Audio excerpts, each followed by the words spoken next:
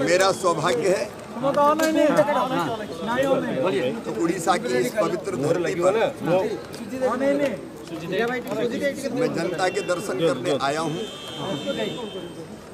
Bharatiya Janata party Lok Sabha चुनाव की तैयारी में जुटी हुई है। आज मैं जगत सिंहपुर जाऊंगा,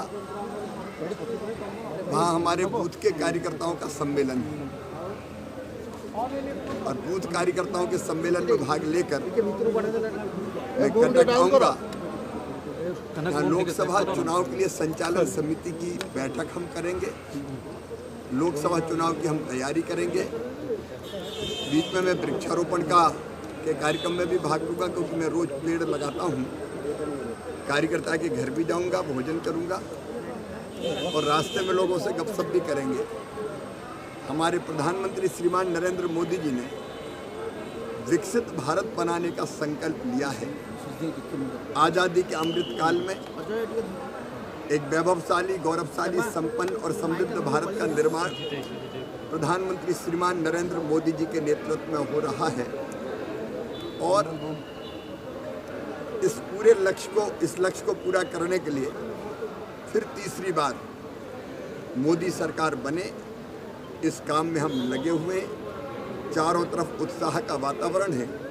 उड़ीसा में दोनों चुनाव एक साथ, लोकसभा के चुनाव भी और विधानसभा के चुनाव भी। अब यहाँ के मुख्यमंत्री श्रीमान नवीन पटनायक जी अपनी सरकार को आउटसोर्स पर दे चुके हैं। वे सरकार नहीं चलाते, उनके अधिकारी सरकार चलाते हैं। उनके बारे में तो ये कहावत सही होती है, अजगर करे ना चाकरी, पंछी करे ना काम। वो कभी सरकार चलाते नहीं।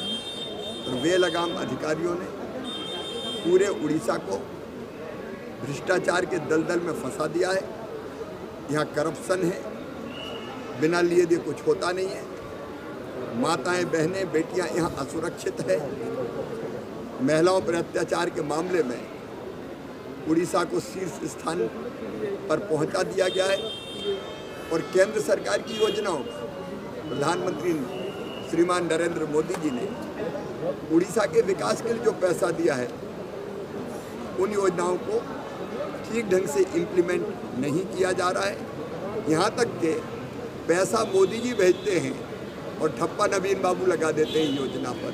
रीब्रांडिंग का काम करके खुद के नाम को चमकाने की कोशिश करते हैं। जनता इस सच को जान चुकी है और इसलिए मुझे पूरा विश्वास है, लोकसभा के चुनाव में पिछली बार भी हमने 8 सीटें प्राप्त की थी। 86% से ज़्यादा लोग आज प्रधानमंत्री नरेंद्र मोदी जी को प्यार करते हैं, उड़ीसा में चाहते हैं, उनके साथ खड़े हैं।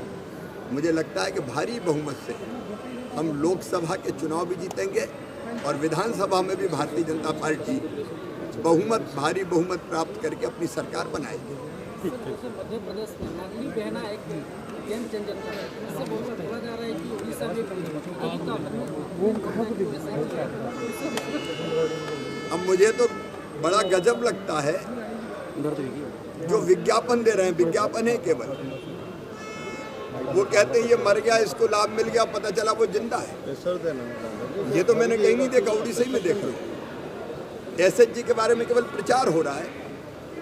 जिस बहन के बारे में कहा जाता है कि इसको एसएचजी की योजनाओं के कारण लाभ मिला, वो कहती है तो मेरा खुद का पैसा लगा है। तो नवीन बाबू के अधिकारी केवल ब्रांडिंग कर रहे हैं, काम नहीं कर रहे, इसलिए कोई असर नहीं पड़ेगा। सर, आपकी पार्टी पे एलिगेशन लगता है कि एक सीक्रेट अंडरस्टैंडिंग है बीजेडी के साथ, तो क्या इस बार सीरियसली चुनाव लड़ेंगे आप? पूरी ताकत से भारतीय जनता पार्टी चुनाव लड़ेगी और जीतेगी।